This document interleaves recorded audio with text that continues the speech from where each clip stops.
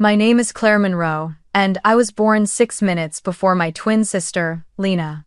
People love to say that twins share everything: birthday, laughter, even the same heartbeat before birth. But I learned early that in our house, sharing only applied to the things my parents didn't want to give twice. We grew up in Portland, Oregon, in a neat two-story house with white shutters and a maple tree that turned golden every fall. From the outside, we looked like the kind of family that could be on the cover of a real estate brochure. My parents smiling in coordinated sweaters, my sister in the middle with her perfect dimpled grin, and me, always just slightly to the side. My parents ran a small real estate business together. They worked hard, dressed well, and liked to remind us that appearances were everything. Lena was their favorite kind of daughter: bubbly, photogenic, the kind of girl who could make a room brighter by walking into it. Mom used to say she had star quality. I was quieter, more deliberate. I liked to draw, to read under the maple tree, to line my shoes up in perfect order. "You're too serious, Claire." Dad would sigh, half smiling, as if being thoughtful was a flaw I'd eventually outgrow. It started small, so small I almost missed it. On our 7th birthday, Lena got a new pink bike with a glitter seat and streamers that caught the sunlight. Mine was her old one, repainted white, still squeaking when I pedaled.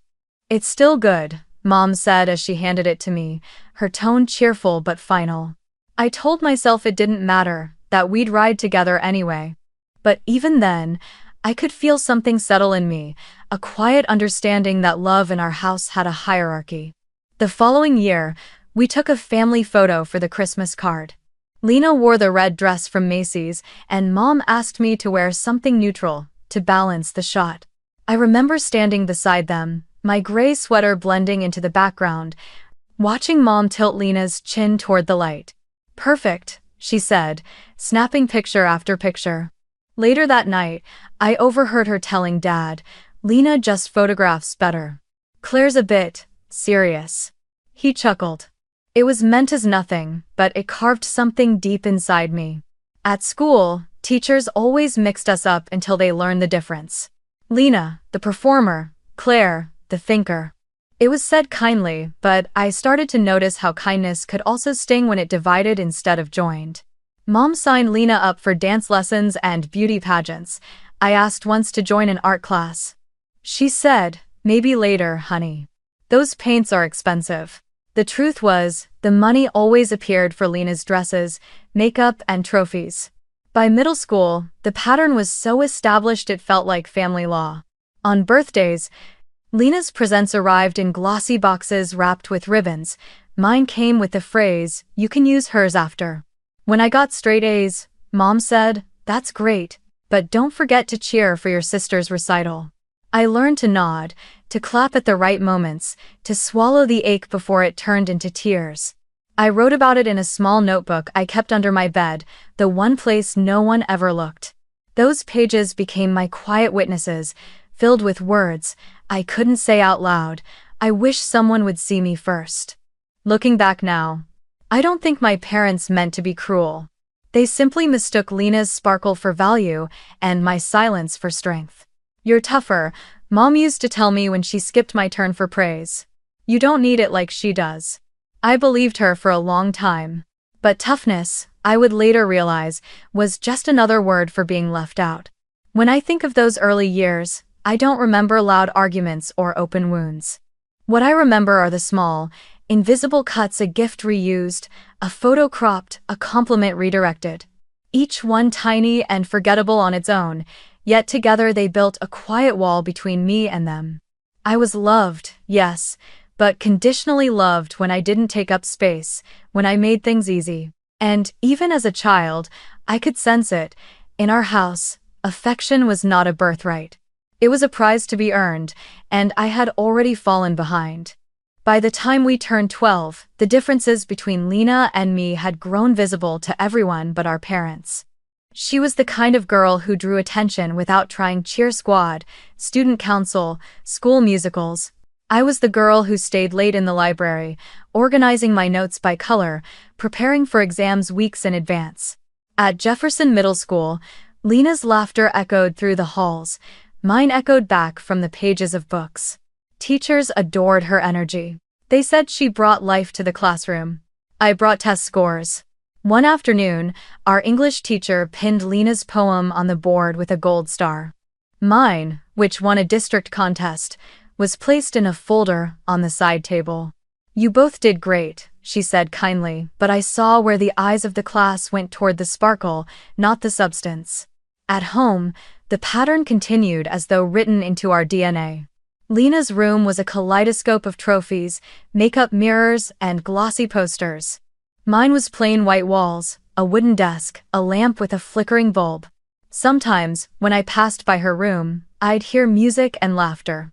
Mom would sit on the edge of Lena's bed, painting her nails, gossiping like two best friends. I would hover near the doorway, waiting to be noticed. When Mom finally looked up, she'd smile softly, almost apologetically. "Claire, can you be a dear and grab me the mail?" I'd nod and do it. That was our rhythm, Lena performing, me assisting. It was during those years I started writing more seriously in my journal. At first, it was just a place to list homework, but soon it became something else, somewhere I could exist without being compared. I'd write about small things, how the rain in Portland made the sidewalks smell like wet earth, how I wished for one conversation that didn't start with Lena this or Lena that. Some nights, I'd stay awake just to listen to the quiet hum of the refrigerator and let the silence remind me I was still there. At 13, I won the regional science fair. My project, a solar filtration prototype, was displayed in the gym, under fluorescent lights that buzzed like bees. I kept scanning the crowd for Mom and Dad, but they arrived late, just as the ceremony ended. "We hit traffic," Mom said, breathless, as Lena ran up to tell them she'd been picked to perform a solo at the spring recital. They turned their attention to her instantly, and I stood there, holding my certificate, like it was something fragile that might crumble if I gripped too tightly. That night at dinner, Dad clinked his glass and said, to Lena, "Our little performer." Mom smiled proudly. Lena giggled, soaking in their warmth. I waited for someone to mention me, maybe even just a small nod toward the certificate still lying on the counter. Instead, Mom turned to me and said, "Claire, you should really go see your sister's rehearsal tomorrow. It'll be good for you to support her." I nodded, pretending the lump in my throat was just food stuck halfway down. At the recital, Lena was stunning, of course she was. The lights hit her hair, and she looked like something golden, untouchable. Mom cried. Dad filmed every second. I clapped too, smiling until my hands stung. When the applause died, Lena ran into our parents' arms. I stood a few steps away, invisible again. But what hurt most wasn't the neglect, it was realizing how normal it felt. In 9th grade, things didn't change much. Lena became homecoming queen, I became yearbook editor. She had photos of her crowning moment on the living room shelf. My name was misspelled in the print credits. Once, I confronted Mom gently, saying, "You forgot to come to my debate final." She smiled, brushing it off. "Oh honey, you're so good at those things, you don't need us there." That sentence burned longer than any insult could. In our family, being good was the same as being self-sufficient. There was one particular day that etched itself into my memory. I'd been nominated for the school's Academic Achievement Award. It was supposed to be a big moment, the kind parents record on their phones. I stood backstage, holding the program, searching the crowd. I saw rows of parents, clapping and waving to their kids. My seat in the audience was empty. I kept telling myself they were just late again. When they finally arrived, breathless, I'd already walked off the stage. They missed my name, my bow, the applause. But when Lena's class performed their dance routine an hour later, they cheered like it was the Super Bowl. After the ceremony, Mom hugged Lena tight, laughing through tears. "You were perfect," she said. When she turned to me, her tone softened, almost detached. "Oh, Claire, sorry we missed your bit. You understand, right? You're stronger than we think." I smiled, though something inside me quietly cracked. That night, I wrote in my journal, "Strength in this house means no one shows up for you." Over the next few years, I grew used to my own company. I learned to take the bus alone, to pack my lunches, to buy second-hand books instead of asking for new ones. My independence became my armor. It was how I protected myself from the sting of being overlooked. Teachers praised my discipline. Classmates came to me for help before exams. I smiled, offered my notes, and kept my distance. I wasn't bitter, at least. That's what I told myself. I was simply tired.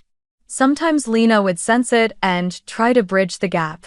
"You're so smart, Claire," she'd say before running off to a party. "I could never do what you do." I wanted to believe her, but even her compliments felt like reminders of the separate worlds we lived in, hers full of light, mine built on quiet shadows. By 16, I had stopped waiting for applause. I didn't expect anyone to notice the report cards taped inside my locker, or the scholarship forms I filled out on my own. I didn't even mention them. I simply folded my achievements into the same silence I'd learned to live with. When Mom called me our strong girl, I stopped hearing affection. I heard excuse. Because in our family, strength wasn't a gift, it was permission for them to forget I still needed love. By the time senior year arrived, the unspoken hierarchy in our family had become something everyone accepted without question, like gravity. Lena and I both applied to the University of Washington in Seattle. It was Mom's idea, actually. "It'll be wonderful," she said, two sisters at the same school, looking out for each other. I smiled because that's what I always did. But deep down, I knew that even if we stood on the same campus, we'd still live in different worlds. The months leading up to decision letters were filled with nervous excitement. Lena decorated her room with college brochures and purple UW banners. She practiced her "Go Huskies" pose for photos she planned to post when the acceptance came. I filled out financial aid forms late at night, quietly scanning scholarship databases, knowing instinctively that I'd need them more than she ever would. The day the letters arrived, it was raining, the soft kind of Portland rain that never really stops, just hums quietly against the window. Dad brought in the envelopes, his voice full of pride. "One for each of you," he said, handing them out like golden tickets. We sat side by side on the couch, the same way we had on Christmas mornings when we were little. Lena tore hers open dramatically, gasping. I got in, her excitement filled the room. I opened mine more slowly, heart steady, already expecting what I'd worked for. "Me too," I said softly, showing them the acceptance letter. For a moment, we were equals, two girls who had reached the same summit. Mom clapped. Dad popped open a small bottle of champagne, and Lena took selfies with her letter. I stood in the background, smiling like I was part of something. For that brief evening, it almost felt true. But later that night, when the dishes were washed and the laughter had faded, I passed by my parents' bedroom. Their door was half closed, the light still on. I wasn't trying to eavesdrop, I just froze when I heard my name. Mom's voice was soft but certain. "We should pay Lena's full tuition. She'll need it. Claire's different, she always finds a way." Dad hesitated. "You think she'll be okay handling it on her own?" "Of course," Mom said, almost proudly. "She's the strong one. She's resourceful. Lena needs more structure. More support." Their voices faded into the rhythm of the rain, but those words stayed sharp, clear, final. I stood there in the hallway, gripping the edge of the banister, feeling something hollow open up inside me. I'd always suspected that love in our house came with conditions, but hearing it confirmed, hearing my strength used as justification for neglect cut deeper than I could have imagined. The next morning, at breakfast, Mom announced it casually, like it was already decided. "Your father and I have talked. We'll cover Lena's tuition in full. Claire, honey, we'll help where we can, but you're so independent, I know you'll manage just fine." Lena looked up, her fork halfway to her mouth. "Wait, you're not paying for both?"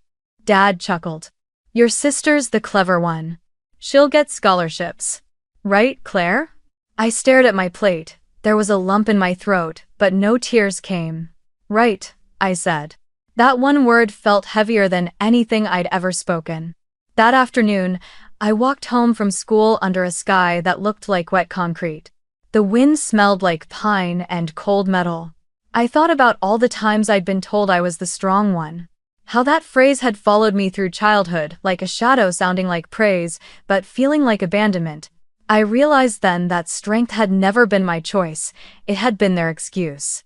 That night, I sat at my desk and opened my journal. The page was blank, but I already knew what I wanted to write. My pen moved slowly, the ink trembling slightly under the lamplight. I will not ask them for anything again. I closed the notebook and ran my fingers over the cover, tracing the word, Claire, embossed in gold. It was a gift from Grandma before she passed away, the only person who had ever looked at me like I was enough. I whispered her name quietly, then exhaled. It wasn't anger I felt, it was something quieter, colder. Acceptance. Over the next few weeks, I started working longer hours at the local bookstore. The owner, Mr. Jacobs, was kind. He let me take extra shifts and paid me in cash. I applied for every scholarship I could find. I didn't tell my parents about any of it. When Mom asked how things were going, I simply said, good. When she praised Lena for keeping her focus, I smiled. Sometimes, I'd see Lena packing for college with boxes full of things Mom had bought her: new bedding, clothes, even a mini fridge. You'll have everything you need, Mom said, taping up the last box. Then she turned to me, almost as an afterthought. Claire, make sure you keep track of your expenses, okay? You're so good at budgeting.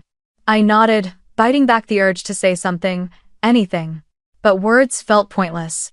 They'd already written the story. They wanted to believe that I was strong, independent, immune to need. So, I played the role they gave me. On move-in day, Lena hugged Mom and Dad tightly, tears in her eyes. I'm going to miss you so much, she said. They promised to visit soon, their voices full of warmth. When it was my turn, the goodbye was quick, practical. Text us when you get settled, Dad said. Mom smiled. And remember, Claire, don't overwork yourself. You always do. Did my messes. I waved, climbed into my bus, and watched them fade into the distance. For the first time, I wasn't sad. I just felt untethered. The kind of free that also hurts. As the bus pulled away, the city stretched out before me: gray skies, wet streets, and the faint hum of something waiting. I opened my notebook one last time before closing it for the journey.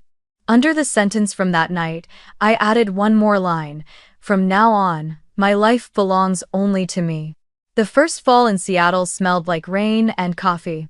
When I arrived at the University of Washington, I carried everything I owned in 2 suitcases and one worn-out box labeled books. My apartment wasn't really an apartment, it was a small studio above a dimly lit bakery in Chinatown.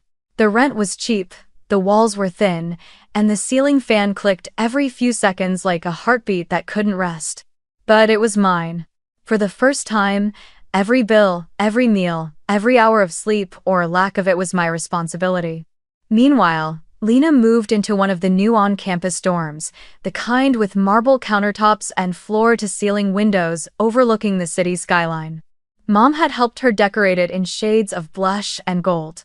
I saw pictures on social media, fairy lights, matching throw pillows, her smiling beside the caption, "Ready to make college memories." She looked radiant. I double-tapped the photo, even though it felt like liking a life I didn't belong to. Classes were demanding, but I loved them. I majored in finance. Numbers had always made sense when people didn't. I took morning lectures, worked at the university library in the evenings, and sometimes cleaned offices downtown on weekends. It wasn't glamorous, but it paid enough to cover rent and instant noodles. At night, when the streets quieted, I'd sit by my tiny window, the smell of sesame buns drifting up from the bakery below, and watch the city lights shimmer like tiny promises. Lena and I didn't see each other often that first semester, though we were only a few blocks apart. When we did, it always felt like 2 parallel lines brushing for a moment before splitting again. Once, she invited me to a campus mixer. "You should come," she said brightly. "It's fun, free food, live music. People actually talk to each other instead of staring at spreadsheets." I laughed. "I'll pass. I have a night shift at the library." She frowned, not out of cruelty, but confusion. "You're always working, Claire. Don't you ever want to just enjoy things?" Her question lingered long after she left. Enjoy things. The words tasted foreign, like a language I hadn't learned. I wanted to tell her that enjoyment wasn't something I'd been taught, that when your worth depends on endurance, joy starts to feel like a luxury you haven't earned. But instead, I just smiled and said, maybe someday. Her world seemed to expand while mine contracted into a cycle of study, work, and exhaustion. She posted photos from sorority events, weekend trips to Portland, brunch with friends wearing matching UW hoodies. I memorized formulas under fluorescent lights, the hum of the library printer my only company. Sometimes, when my shift ended around midnight, I'd walk back to my apartment through the rain, my reflection stretching and breaking across the puddles. The city looked alive, laughter spilling from bars, headlights painting streaks of light, and I would wonder what it felt like to live inside that brightness instead of just walking past it. But there were small victories. When I aced my first economics exam, Professor Diaz wrote, "Outstanding clarity and insight" at the top of the paper. I took a photo of it, not to send to anyone, but to remind myself I could exist outside the shadow of approval. That night, I treated myself to takeout noodles and a secondhand novel from the bookstore down the street. For a few hours, sitting under the flickering bulb of my little room, I felt enough. Around winter break, Lena called. "Mom and Dad want to know your plan for Christmas," she said. "They're going skiing in Aspen, but you could come if you want." Her tone was warm, but I heard the distance underneath. "Thanks," I said. "I can't afford the trip, and I'm covering shifts at the library." There was silence on the line before she sighed. "You work too hard, Claire. You need to let yourself live a little." I smiled, though she couldn't see it. "Some of us have to work to live, Lena." She laughed softly, not catching the edge in my voice. That winter was one of the coldest Seattle had seen in years. The heater in my apartment broke for a week, so I studied wrapped in blankets, fingers stiff from the cold. I remember boiling water just to watch the steam fill the air. It made the room feel alive. Sometimes I'd see students rushing to parties, laughter echoing through the alleys, and I'd wonder if anyone ever felt invisible in a crowd the way I did in silence. Lena visited me once that spring, unannounced. She looked like she'd stepped out of a college brochure, curled hair, oversized hoodie, shiny nails. When she walked in, her eyes darted around my cramped room. "Wow," she said, trying to sound cheerful. "This is cozy." I offered her tea, the cheap kind that tasted mostly like water, and we sat on the edge of my bed because there was nowhere else to sit. She asked about my classes, I asked about her sorority. She told me about late-night pizza runs, movie marathons, and spring formals.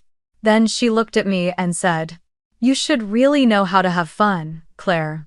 You're missing out on life." I smiled faintly. "Maybe. But fun isn't free." She frowned, like she didn't understand. And maybe she truly didn't.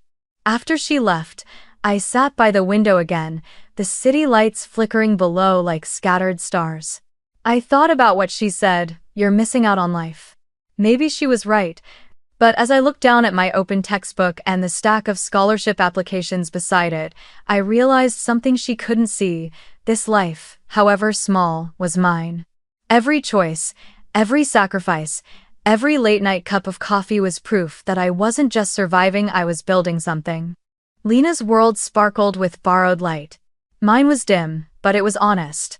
And that night, as I closed my journal, I wrote a single line: "Enjoyment is for those who are seen. Freedom is for those who make their own light." By sophomore year, exhaustion had become my constant companion. I had learned to balance class, 2 part-time jobs, and the endless dance of financial deadlines, but even my careful planning couldn't stretch far enough that spring. Tuition was due in 2 weeks, and one of my scholarships had been delayed because of a paperwork error. It wasn't much, just a few $1,000s, but to me, it might as well have been a mountain. For days I told myself I'd find another way, another shift, another grant, another miracle. But when the bursar's office sent the final notice payment required to avoid withdrawal, I sat on my bed, staring at the letter until the words blurred. The hum of the city outside sounded distant, like I was underwater. Then, Against every promise I'd made to myself, I picked up the phone. Mom answered on the third ring. Her voice was cheerful at first, the way it always was when she didn't expect anything from me. Claire, how are you, honey? Have you seen the pictures of Lena's new apartment? Isn't it gorgeous? I forced a smile she couldn't see. Yeah, it looks nice. Listen, Mom. I'm in a bit of a situation. There was a delay with one of my scholarships, and I need to cover part of my tuition. I'm not asking for money, just a loan. I'll pay it back once the funds come through. Thanks for watching. There was a pause, a faint sigh on the other end. Oh, Claire, she said finally, her tone turning from surprise to pity. You know your father, and I already committed a lot to Lena this semester. Her program fees were higher than expected, and we had to help with her travel fund. You'll manage though, right? You've always been so independent. I pressed the phone tighter to my ear. It's just temporary, I said quietly. I wouldn't ask if it weren't urgent. When it winded Asian Bali. Sweetheart, she interrupted, her voice soft but unyielding, you're strong. You've always been able to figure things out. Lena isn't like that, she needs more support. You're resourceful, you'll find a way. For a long moment, I didn't respond. The words echoed like rain against a window, constant, predictable, and impossible to stop. Finally, I said, okay? She sounded relieved, almost proud. That's my girl. I knew you'd understand. I do, I replied. Then I hung up. The rain had started while we were talking. By the time I stepped outside, the streets were slick with it, and the air smelled like iron and wet asphalt. I didn't take an umbrella. I just walked.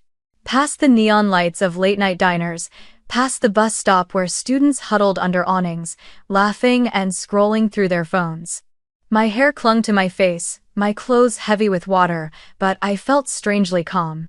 There was no anger left, only clarity. They had made their choice long ago, and tonight, I finally stopped pretending it could change. They had chosen the part of the world that shone, the daughter who sparkled under lights, who needed them to keep her glowing. I was the one they left in shadow, but maybe shadows weren't always a curse. Maybe they were where strength learned how to breathe. I stopped at a small park overlooking the water. The rain blurred the city skyline into a smear of gold and gray. My reflection in a puddle stared back at me, tired, soaked, but steady. You'll find a way, I whispered to no one, and somehow, the words didn't sound like a burden anymore. They sounded like a promise. The next morning, I went straight to the hotel across from campus where some of my classmates worked part-time as housekeepers. The manager, a tall woman named Denise with kind eyes, looked me over. You sure you want this? It's long hours and it's not easy work. I'm sure, I said. She nodded. All right, night shifts start at 8. We'll pay every Friday. That evening, I tied my hair back, slipped into the crisp uniform, and started cleaning rooms. It was quiet work, stripping sheets, scrubbing sinks, replacing tiny bottles of shampoo, but there was a strange dignity in it. No one knew my name there, no one compared me to anyone. Each room I finished was a small victory, a quiet declaration. I can build my life with my own hands. Between classes, the library, and the hotel, sleep became a luxury. I lived on caffeine and determination, my fingers permanently smelling of disinfectant and paper.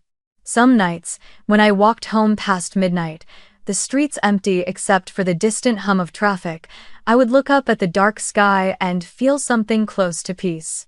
The stars were faint, hidden behind clouds, but still there just like me. One Sunday, Lena called. Mom said you've been busy.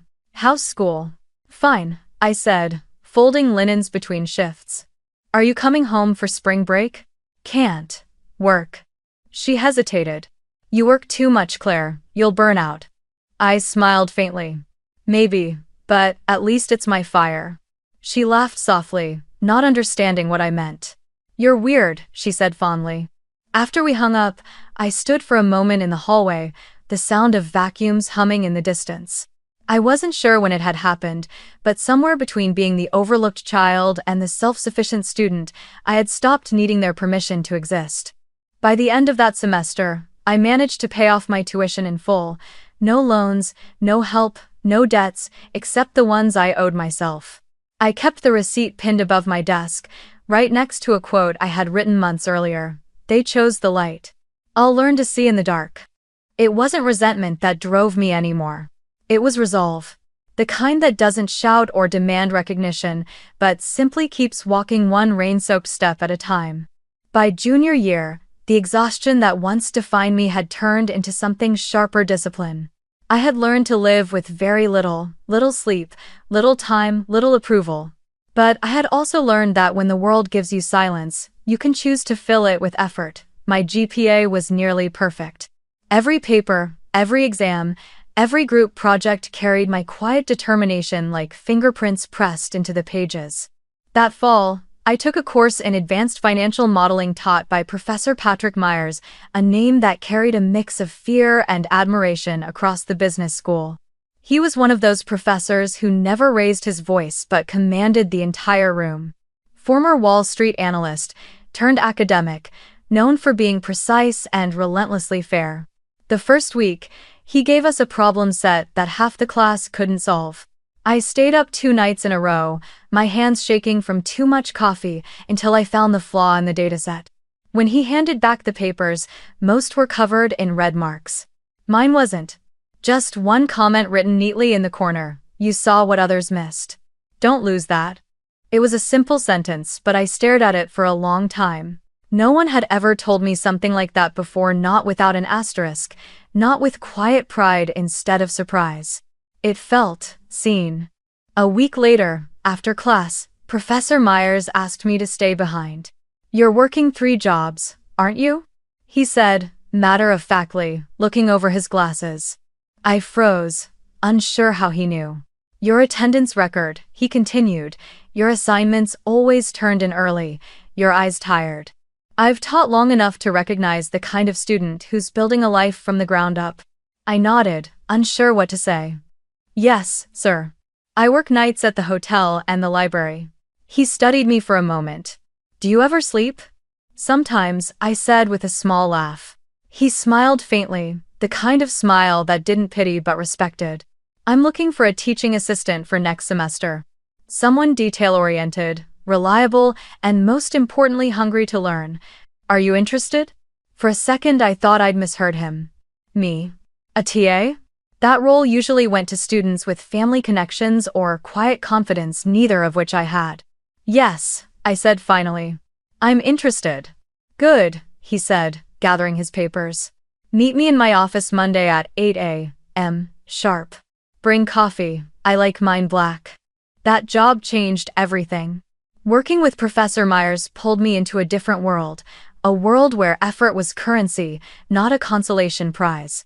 He taught me how to read balance sheets the way artists read faces, how to question numbers until they revealed their story. Sometimes he'd stop mid-lecture and say, "Claire, walk them through your logic," and for a moment, the room would actually listen. My hands would tremble at first, my voice barely above a whisper, but each time I spoke, the tremor lessened. He had a way of challenging me without breaking me. "You're sharp, Claire," he'd say, "but you think like someone waiting to prove herself. Stop waiting." That sentence became a kind of mantra, one I repeated whenever self-doubt crept in. His office was a maze of old books and financial journals stacked to the ceiling, the air always smelling faintly of coffee and paper. Some evenings, when I stayed late to help him grade, he'd tell stories from his Wall Street years, how success meant nothing without integrity, how people lose themselves chasing what they once hated. I listened more than I spoke, storing his words like gold coins in my pocket. One night, as we wrapped up, he looked at me and said, "You know, Claire, you remind me of someone I used to know, a student who came from nothing, worked harder than anyone, and still doubted she belonged. She runs a Fortune 500 company now." I laughed, shaking my head. "That won't be me." "Why not?" he asked. "Because my family never saw me that way," I wanted to say. "Because I'm used to being invisible," but instead, I just shrugged. "I don't know." He studied me quietly. "Then figure it out. You can't build a life from humility alone. At some point, you have to believe you deserve the view from the top." Those words followed me everywhere. Under his mentorship, I started leading study groups, presenting projects, even applying for research competitions. My classmates began to see me differently, not as the quiet girl who sat in the back, but as someone worth listening to. And, slowly, I started to see myself differently too. I didn't know it then, but Professor Myers had already taken another step on my behalf. Without telling me, he had nominated me for the Ford and Levine National Scholarship, a prestigious award given to 5 finance students across the country. The kind of scholarship that opened doors to internships, jobs, and futures people like me weren't supposed to reach. The application required personal essays, transcripts, and letters of recommendation. He had everything ready except one thing: my signature.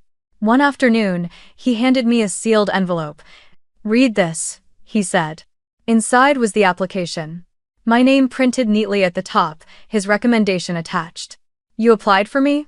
I asked, astonished. "I submitted it," he corrected. "You earned it a long time ago." I didn't know what to say. Gratitude felt too small, too fragile for what I felt in that moment. All I managed was, "Thank you, sir." He waved a hand dismissively. "Don't thank me yet. If you win, you owe me a good story." Thanks to the sword, I must admit, walking back to my apartment that night, I felt something I hadn't in years, a quiet pride that didn't need validation. For so long, I'd measured my worth through absence, what I lacked, what I'd lost, what I had to fight for. But in that moment, I realized value wasn't something others could assign or withhold. It was something you built, brick by brick, until even the people who never saw you couldn't ignore what you'd made. That night, I sat at my desk and wrote in my journal again, the same notebook that had carried me through every silent ache. Maybe strength isn't about enduring. Maybe it's about choosing to believe there's more to me than survival. Outside, the rain fell softly against the window. For once, it didn't sound lonely. It sounded like applause. It happened on an ordinary Thursday morning in late February, gray sky, weak sunlight slipping through the blinds, and the smell of cheap coffee in my tiny kitchen.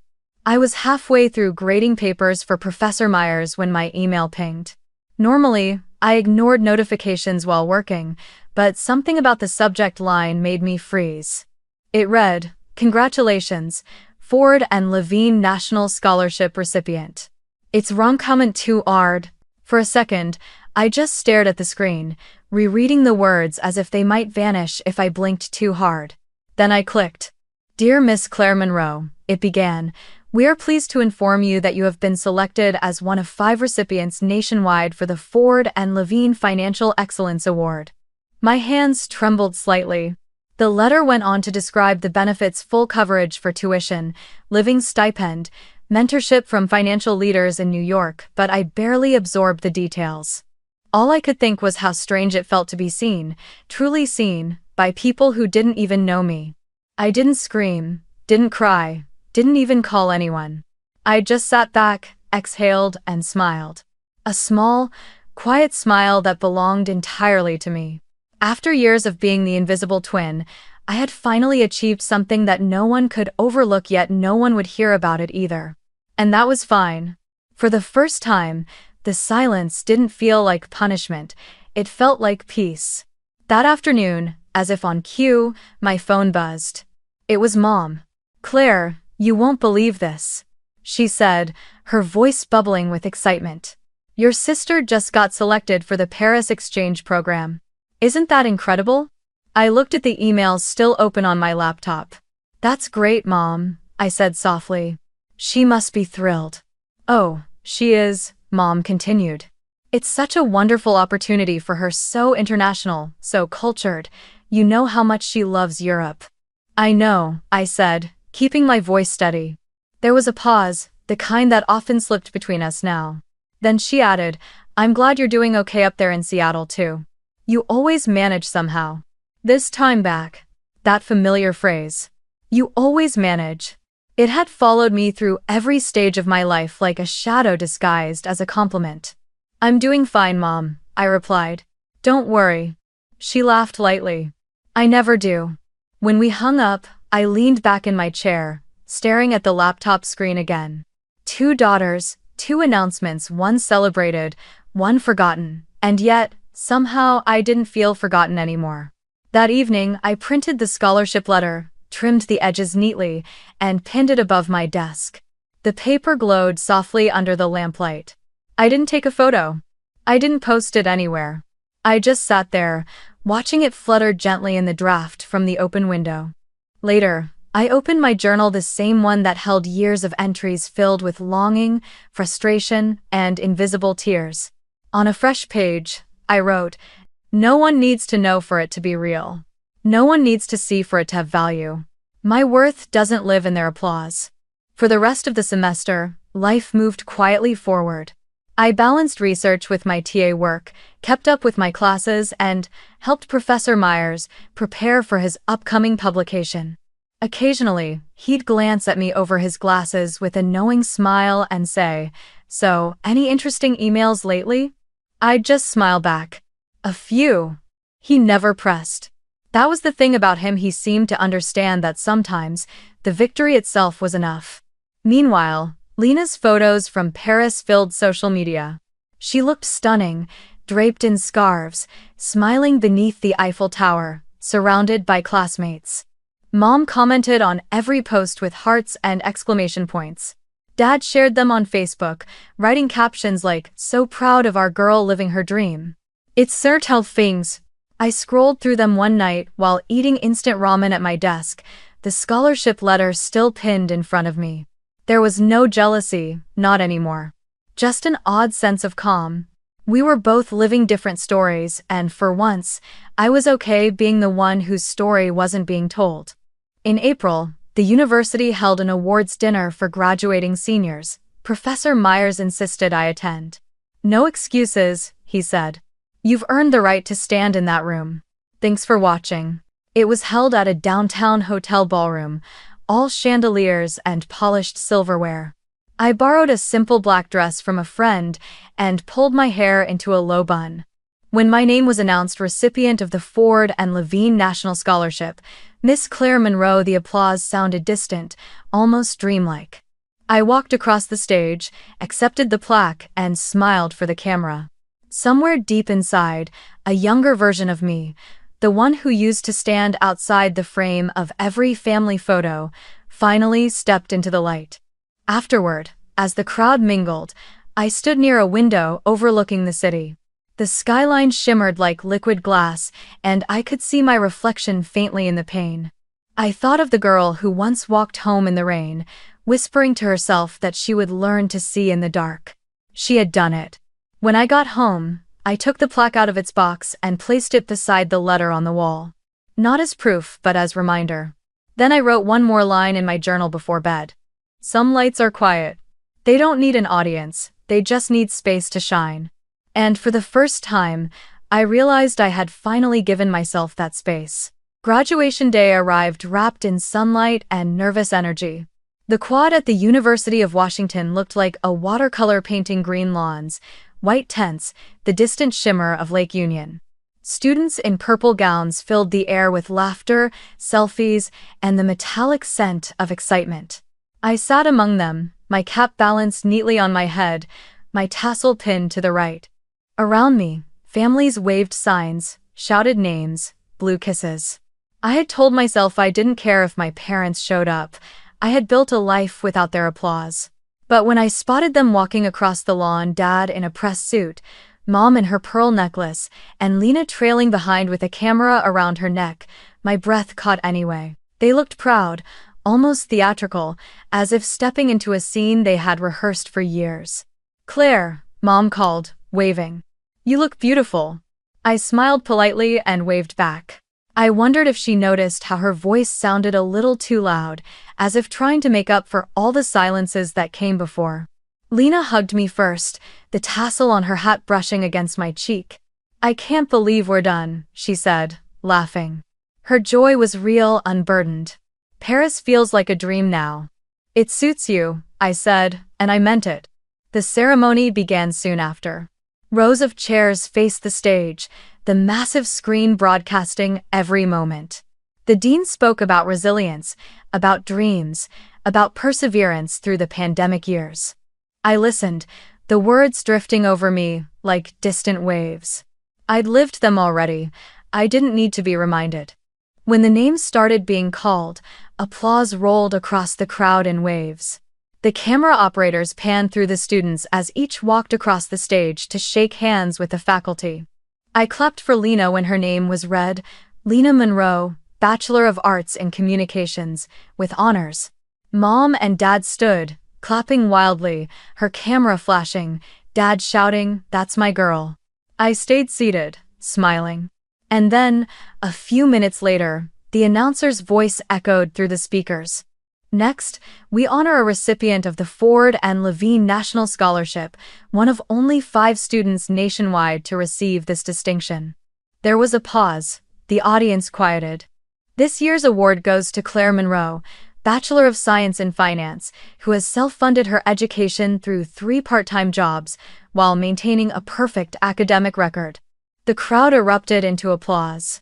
Loud, sustained, astonished applause. I felt it wash over me like a wave I hadn't expected. The big screen above the stage lit up with my name, and then my face. The camera panned toward the audience, searching for my family. I saw the lens catch them. Mom frozen mid-clap, Dad's smile faltering, Lena's eyes wide. It lingered for just a second, long enough for everyone to see. I stood slowly, my gown brushing against the chair, and began walking toward the stage. Every step felt like the closing of a chapter I'd been writing since childhood. The applause grew louder as I climbed the steps. Under the canopy of sunlight and cheers, I looked toward the faculty row where Professor Myers stood. He gave me a small nod, that same quiet approval he'd always offered when words were unnecessary. When the dean extended his hand, I shook it firmly. "Congratulations, Miss Monroe," he said. "Thank you," I replied. Then, softly, almost to myself, I did it. "Thank you for watching. A Burno and how to face 2 wort." The flash of cameras surrounded me, but the world had gone still. For once, the light didn't feel harsh or blinding, it felt earned. I walked back to my seat, my heart steady, my face calm. Around me, classmates whispered, "That's her, the scholarship girl," their voices filled with respect, not pity. I didn't need to look back to know my parents were still frozen in their seats, processing the image of their self-sufficient daughter standing in a spotlight they hadn't prepared for. When the ceremony ended, confetti filled the air like slow-falling rain. Families gathered in clusters for photos, laughter ringing through the courtyard. I found a quiet spot near the fountain, adjusting my cap as the sound of footsteps approached. "Claire," Mom said, her tone uncertain. "We didn't know. You never told us." I turned to face her. "There were a lot of things I stopped telling you," I said gently. Dad stepped forward, clearing his throat. "We're proud of you, truly. It's just, we had no idea you were doing so much on your own." I smiled faintly. That was kind of the point, wasn't it? Lena shifted awkwardly beside them. "Claire, that was incredible," she said, her voice trembling with genuine awe. "You worked 3 jobs? How did you even manage that?" I shrugged lightly. "The same way I managed everything else. One day at a time." Mom reached out, touching my arm as if testing whether the moment was real. "You should have told us, sweetheart. We could have helped." I finished for her, not unkindly. "You already helped Lena. That's okay. I just needed to help myself." For a moment, none of them spoke. The wind lifted my tassel, brushing it against my cheek like a whisper from another life. Finally, Lena said softly, "I'm sorry, Claire, for never seeing how hard it was for you." I looked at her, and for the first time in years, I didn't feel anger. Only relief. "You see it now," I said. "That's enough. When one has been patted in." We stood there quietly, the 4 of us, the noise of celebration swelling around us like distant music. Later, as the crowd began to thin, Professor Myers found me by the fountain. "You handled that beautifully," he said. I smiled. I didn't say much. "Sometimes silence says everything," he replied.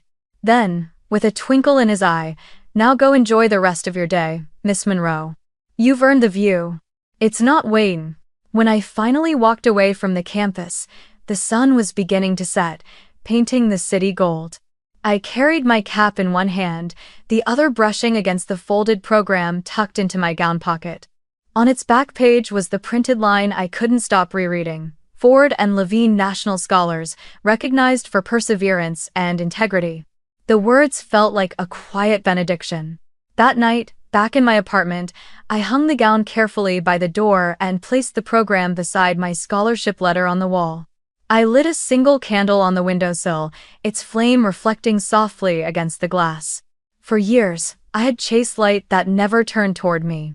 Now, standing there in its glow, I realized I didn't need it to. I was the light. The crowd had already thinned when I finally stepped outside the auditorium. Streamers fluttered in the late afternoon breeze, and the scent of fresh-cut grass mixed with the faint sweetness of the flowers families had brought for their graduates. My cap hung loosely in my hand, the tassel tangled in my fingers. The noise of celebration faded behind me, replaced by the soft crunch of gravel under my shoes.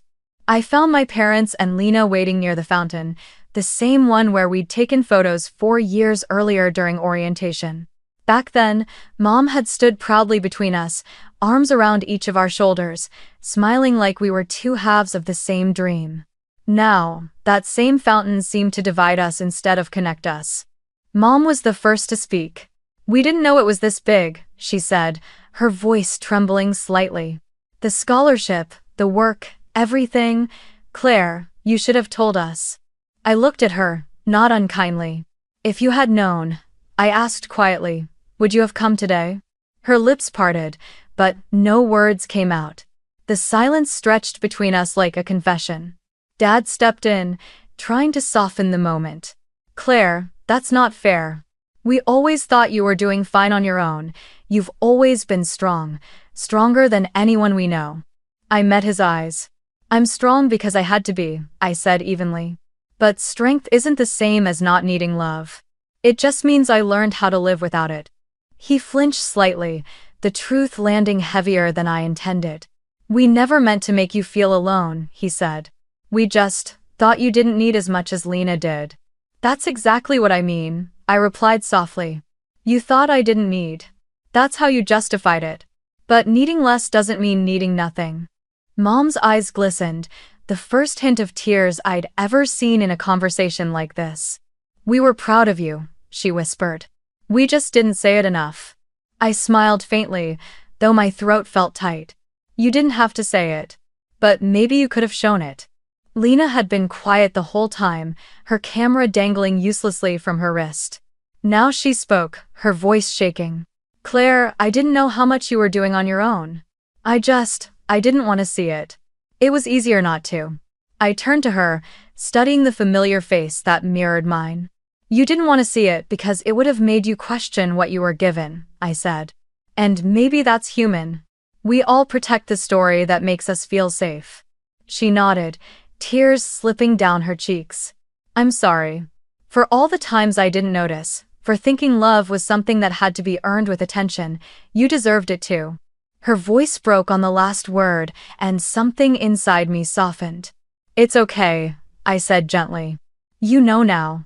That's enough." "Wait, du hast told Ben." We stood in silence, the four of us, with the city glinting in the distance. The wind rippled the surface of the fountain, breaking the reflection of the sky into fragments. I realized that this moment, awkward, raw, imperfect, was the closest thing to honesty we had ever shared. Mom stepped closer, hesitating before touching my arm. "What happens next for you?" she asked. "I'm moving to New York," I said. "The scholarship includes a position with Ford and Levine after graduation." "When love," explained my down to. Her eyes widened. "New York? That's so far away." I shrugged lightly. "It's where the work is. Where I can start over." Dad smiled, a small, uncertain smile. "We're proud of you, Claire. We really are." I nodded, not because I needed the words, but because I understood how hard it was for him to say them. Lena wiped her tears and laughed weakly. "You'll probably be running the company in 5 years." I smiled. "Maybe 10. It's not wait it," For a while, we talked about small things: Lena's future plans, Mom's new listing in Portland, the weather. Ordinary topics, but they felt like tentative bridges over deep water. The kind you cross slowly, testing each step. When the conversation faded again, I reached into my bag and pulled out a folded piece of paper, the printed scholarship letter I'd kept with me all day. I handed it to Mom. "This is for you," I said. "In case you ever wonder what I was doing all those years you thought I was too busy." She took it gingerly, as if it might burn her fingers, her eyes scanning the text. When she reached the line that mentioned 3 part-time jobs to self-fund tuition, her hand went to her mouth. "Claire," she whispered. "It's okay," I said quietly. "You don't have to say anything." Lena reached for my hand, squeezing it tightly. "You really did it, didn't you?" "I did," I said. Then, with a faint smile, we both did. The sun was dipping lower now, the sky painted in streaks of orange and violet. The light caught the edge of Lena's cap, the shimmer of Mom's pearls, the reflection on Dad's watch. For a fleeting second, the 4 of us were cast in the same warm glow, equal, if only by the grace of sunset. When it was time to go, Mom hugged me first. It wasn't one of those quick, polite embraces she used to give. It was hesitant at first, then tighter, her chin resting against my shoulder. "We'll do better," she said softly. "I can't change the past, but I can try to understand it." I nodded against her shoulder. That's all I ever wanted. Dad hugged me next, awkward but sincere. "You've made us proud," he said again. And when I turned to Lena, she just threw her arms around me and whispered, "I love you, Claire." "I always did. I just didn't know how to show it." "I know," I said. "It's enough that you're saying it now." As I walked away, the sound of celebration rose again in the distance, the laughter of other families, the music, the cheers. I didn't look back this time. I didn't need to. The past had already been acknowledged, forgiven, and left standing where it belonged. For the first time in my life, I wasn't walking away from something. I was walking toward myself. The city greeted me with noise, a beautiful, relentless kind of noise that made you feel alive whether you wanted to or not. I arrived in New York on a damp September evening, my single suitcase clattering behind me as I stepped out of LaGuardia Airport. The air smelled of rain and exhaust, of something restless and electric. Cabs honked in the distance, lights from the skyline flickered like stars that had fallen too close to Earth. I stood there for a moment, breathing it in. This was the beginning. My apartment was a 5th-floor walk-up in Brooklyn, small, barely furnished, and loud enough to make me aware of every neighbor within 3 blocks. But to me, it was freedom wrapped in brick and chipped paint. The first night, I sat cross-legged on the floor, surrounded by unopened boxes, eating cold Chinese takeout straight from the container. Out the window, the city glowed, 1,000 tiny windows shimmering like possibilities. Somewhere between exhaustion and awe, I realized I didn't feel lonely. I felt unburdened. The next morning, I began my first day at Ford and Levine. The office was in Midtown, on the 35th floor of a glass tower that seemed to pierce the clouds. The elevator ride up felt like stepping into another version of myself, one that belonged, one that didn't need to explain her place in the room. When the doors opened, I saw rows of desks, the low hum of conversation, the click of heels on marble floors. My badge read Claire Monroe, Junior Analyst. For a moment, I ran my thumb across the letters, just to remind myself they were real. The orientation felt like a blur: introductions, handshakes, business cards. But when I finally sat at my desk by the window, overlooking the grid of Manhattan streets below, I felt something click into place. The city buzzed beneath me, endless and indifferent, yet somehow it mirrored the rhythm of my own heartbeat. During lunch, my supervisor, a sharp woman named Elise, stopped by. "Patrick Myers speaks highly of you," she said. "He said you're relentless." I smiled. "I try." She nodded approvingly. "Good.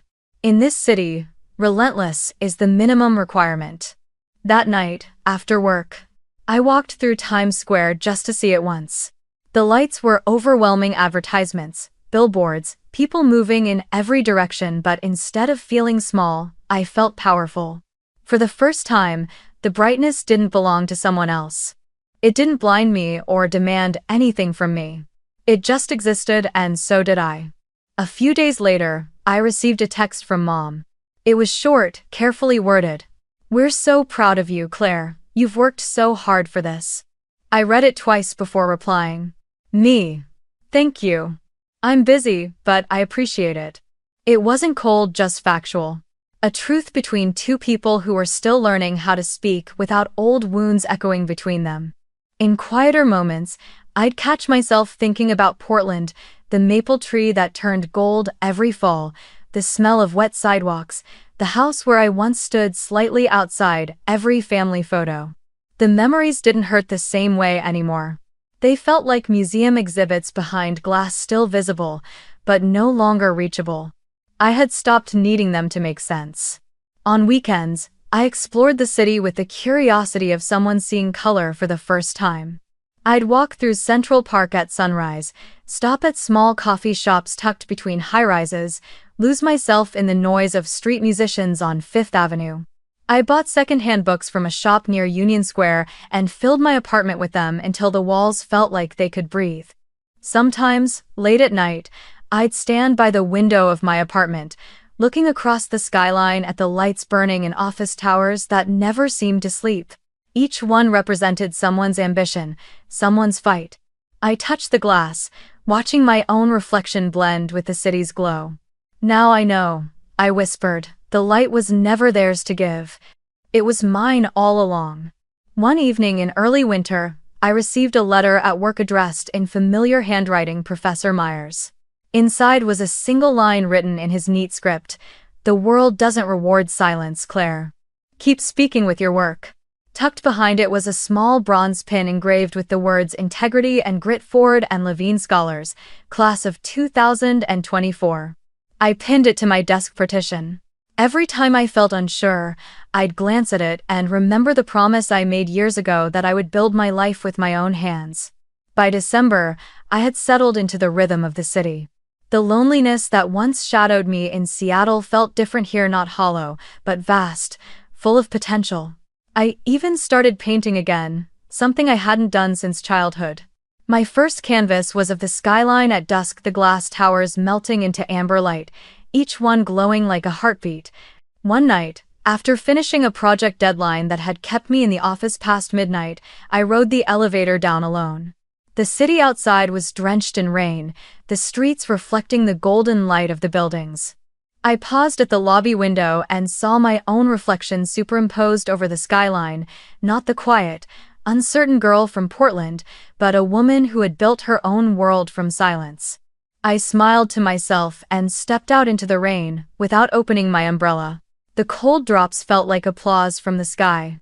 For years, I had chased warmth from others, the kind that flickers and fades. But here, in the city's glow, I finally understood. Freedom isn't about being seen. It's about seeing yourself clearly, even in the dark. And as I crossed the street, lights shimmering on the wet pavement, I whispered again, "The light doesn't come from them. It comes from me." A year later, I found myself back in Portland for the first time since graduation.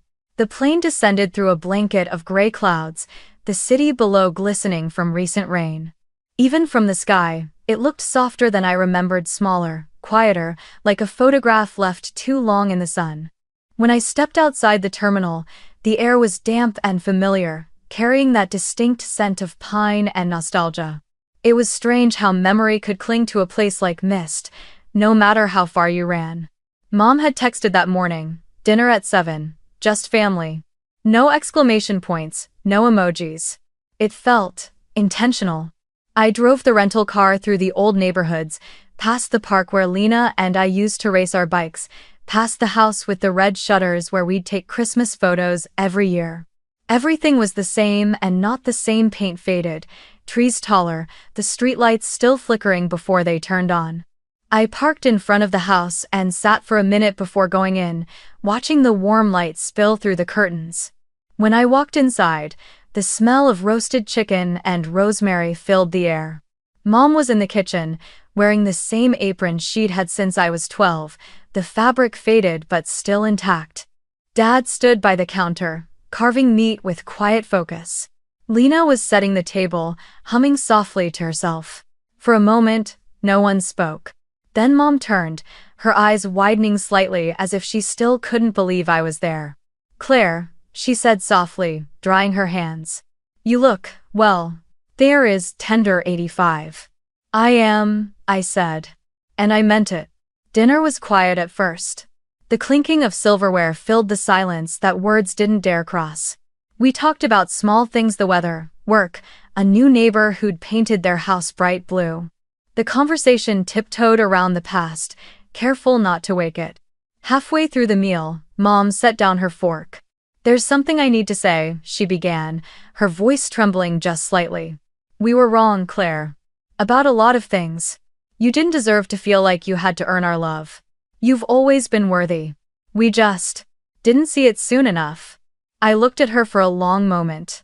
There was no satisfaction in hearing it, no vindication, only a quiet, unexpected tenderness. "I stopped needing to prove that a while ago," I said gently. "But thank you for saying it." Dad nodded slowly. "We're proud of you, kiddo. Truly proud." Lena, who had been silent until then, smiled shyly. "You're basically a legend at your old school, you know. They still talk about your scholarship." I laughed softly. "I doubt that." She shook her head. "It's true. And I actually wanted to ask you something." She hesitated. "There's a fellowship program I've been thinking of applying for. It's competitive, and I'm not sure where to start. Could you look at my draft?" For a moment, I just looked at her, the sister who once had everything I thought I wanted. The envy I used to feel had dissolved long ago, replaced by something gentler. "Of course," I said. "Send it to me. I'll help however I can." Her shoulders dropped in relief. "Thanks, Claire. You've always been the one who figures things out." I smiled. "Maybe, but this time, I'll help you figure it out too." After dinner, we lingered in the living room, sipping tea. The house creaked the same way it always had when the wind pressed against the windows. Mom asked questions about New York, my apartment, my job, whether I'd made friends. I told her about the city lights, about walking home late and feeling the pulse of the city beneath my feet. She listened quietly, no interruptions, no comparisons. Just listening. When the clock struck 9, Lena started packing up leftovers, and Dad went to rinse dishes. Mom stayed seated across from me, her hands folded on her lap. "You seem different," she said softly. "Lighter." I replied. "I stopped chasing what was never mine to begin with." She nodded, her eyes glistening. "You found peace, then?" "Maybe not peace," I said, "but clarity. And that's enough." Later, after everyone had gone to bed, I walked into the dining room. The table was still set with half-melted candles and the faint scent of dinner lingering in the air. On the sideboard sat a framed photo I hadn't seen in years, the one from our childhood Christmas card. Mom, Dad, Lena in her red dress, and me, half out of frame, smiling because that's what I'd been told to do. I picked it up and studied it under the dim light. The photo no longer hurt. It just told the truth of who we were back then, a family learning, failing, and trying in their own flawed way. I set it down again, then took a small candle from the cabinet and lit it, placing it in the center of the table. The flame flickered softly, reflecting off the glass frame. I whispered to myself, some people spend their whole lives waiting to be seen by their parents. I just needed to learn how to see myself. Outside, snow began to fall, gentle, soundless, erasing the sharp edges of the world. I stood there watching it through the window, the candlelight warm against the cold blue of the night. Before turning away, I adjusted the photo so that all four of us were centered again. Not because I wanted to rewrite the past, but because it felt right to let it rest where it belonged. Then I went upstairs, opened my journal, and wrote one final line. Forgiveness isn't forgetting. It's knowing the story could have broken you, but you chose to finish it your way. Downstairs, the candle burned steadily, its flame unwavering, quiet, self-made, and free.